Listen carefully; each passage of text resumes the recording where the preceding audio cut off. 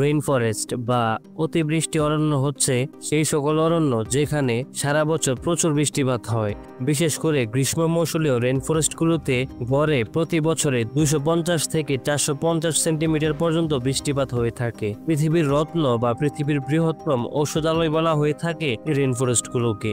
এই পৃথিবীতে অনেক বড় বড় বন রয়েছে যেখানে হাজার হাজার গাছপালা এবং অন্যান্য ধরনের প্রাণীও বাস করে। আর এমনই এক ঘন জঙ্গল রয়েছে আফ্রিকা মহাদেশের মাঝখানে, কঙ্গো দেশের সাথে সংযুক্ত, এবং এটি বিশ্বের দ্বিতীয় বৃহত্তম বন যেখানে সবসময় বৃষ্টি হয়, তাই একে কঙ্গো রেইন ফরেস্ট বলা হয়। কথিত আছে যে এই বনে এমন একটি অংশ রয়েছে যেখানে আজও পর্যন্ত কোনো মানুষ পৌঁছাতে পারেনি, এমনকি এই বনবানে বসবাসকারী আদি মানুষেরাও এই পুরো বনটি ঘুরে দেখতে পারেনি। চলুন আজকের এই ভিডিওতে আমরা এমন কিছু জানবো যা হয়তোবা আপনারা কখনো শুনেননি। তার আগে নতুন হয়ে থাকলে সাবস্ক্রাইব করে পাশে থাকার অনুরোধ থাকবে। তো চলুন শুরু করা যাক।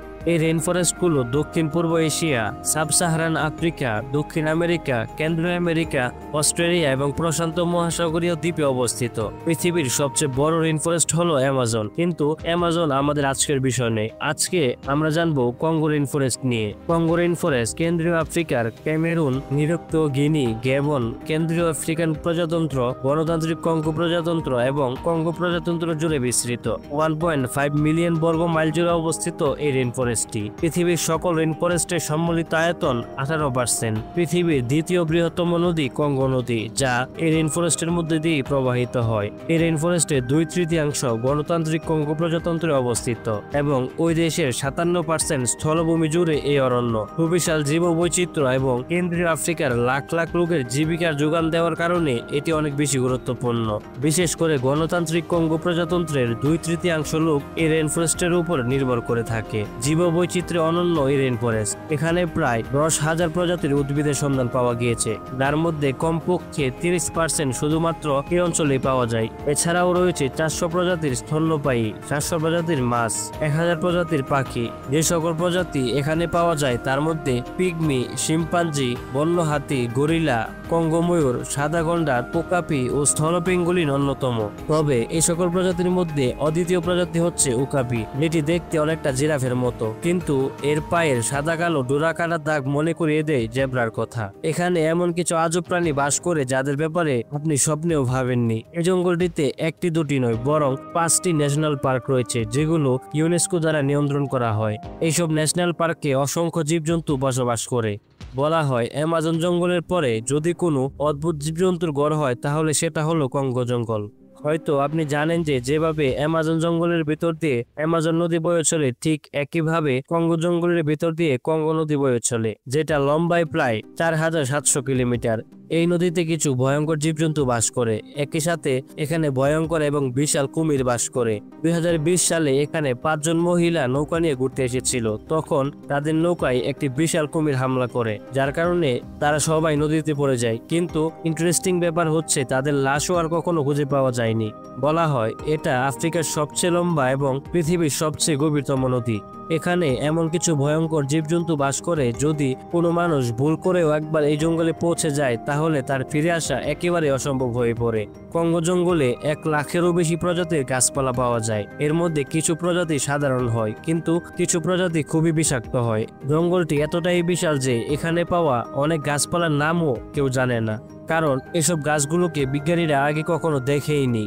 আদিবাসীরা বলেন এখানে একটি উদ্ভিদ পাওয়া যায় যারা মানুষ ও প্রাণীর মাংস খায়, যার কারণে এটি নিকৃষ্ট উদ্ভিদ নামে পরিচিত। একে মাংস খাওয়া উদ্ভিদও বলা হয়। অনেকে এটিকে মানুষ থেকেও গাছও বলে থাকেন। শুনলে খুবই আশ্চর্য লাগে যে কিভাবে একটি গাছ মাংস খেতে পারে, কিন্তু এটা সত্য।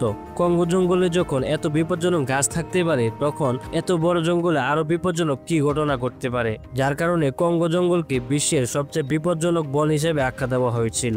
কঙ্গো জঙ্গলে অনেক বিপজ্জনক গাছপালা ও পশু পাখি পাওয়া যায়। একইভাবে কঙ্গোর পানিও বিপজ্জনক, কারণ এখানকার একটি ঝর্ণার পানি ফুটন্ত ভাবে প্রবাহিত হয় এবং এই জলপ্রপাতের তাপমাত্রা প্রায় 70 থেকে 100 ডিগ্রির মতো হয়ে থাকে। কঙ্গো রেইন ফরেস্টে কিছু কিছু জায়গায় গাছপালা এত বেশি ঘন যে সেখানে এখনো পর্যন্ত কোন মানুষের পায়ের ছাপই পড়েনি। এই অরণ্যের সবচেয়ে ঘন জায়গায় সূর্যালোকের মাত্র 1% পৌঁছাতে পারে। আন্তর্জাতিক ক্যান্সার ইনস্টিটিউট রেইন ফরেস্টটিতে আনুমানিক 1400 প্রজাতির উদ্ভিদের খোঁজ পেয়েছে, যা ক্যান্সারের প্রতিকার হিসেবে কাজে লাগানো যেতে পারে বলে মনে করা হচ্ছে। এখানে লিয়ানাস নামে এক প্রকার গোল জাতীয় উদ্ভিদ পাওয়া যায়, যা দেখতে শিরার মতো এবং 3000 ফুট পর্যন্ত লম্বা হয়ে থাকে। সেগুন কাঠ এই অরণ্যে সবচেয়ে বেশি দেখা যায়। সেগুন গাছগুলো 154 ফুট পর্যন্ত লম্বা হয়ে থাকে। কাঠ হিসাবে এই সেগুন গাছের চাহিদা অনেক বেশি এবং এটি বন উজাড়ের সবচেয়ে বড় একটি কারণ হিসেবে ধরা হয়। কঙ্গো রেইন ফরেস্টের লোকজন শিকারের জন্য বিখ্যাত।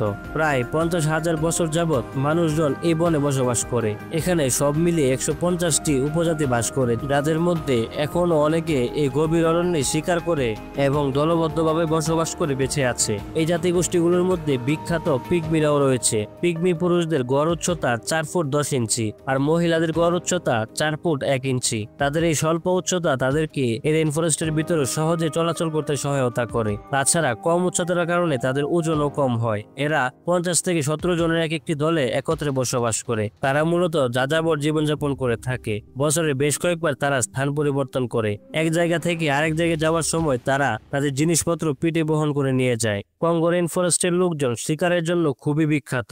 প্রতিটি দলের আলাদা আলাদা পদ্ধতি রয়েছে শিকার করার। অতুলনীয় জীববৈচিত্র্য আর হাজার হাজার প্রজাতির আবাসস্থল কঙ্গো অরণ্যের সংরক্ষণ অত্যন্ত জরুরি। বিশেষ করে কেন্দ্রীয় আফ্রিকার জনগণ ও প্রাণীকুল যারা খাদ্য ও আশ্রয়ের জন্য এই অরণ্যের উপর নির্ভরশীল।